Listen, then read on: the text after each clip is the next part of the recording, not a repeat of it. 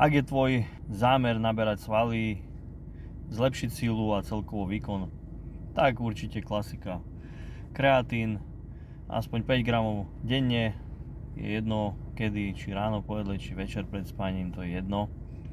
Klasický monohydrát, inak máme ho aj u nás na e-shope v kapsulovej forme. Potom klasika proťák, aby ak máš niekedy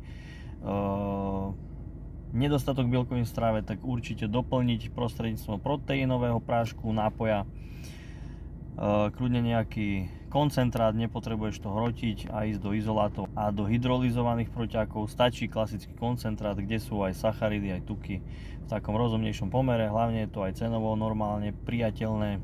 No a potom klasika vitamín D, omega 3, protizápalové, na rýchlejšiu regeneráciu a kosti a magnézko nejaké kvalitnejšie pre lepší spánok, lepšiu regeneráciu, čiže všetko so všetkým súvisí. Jednoducho kvalitná strava, dobrý tréning, suplementácia je ako čerešnička na torte, ale veľmi pomôže, takže tieto suplementy by som ako začiatočník užíval a nikdy by som s tým neskončil, pretože nijak ti neuškodia, len ti pomôžu a ten progres naozaj uvidíš, ak budeš dodržiavať všetko z toho reťazca, ktorý potrebuješ dodržiavať.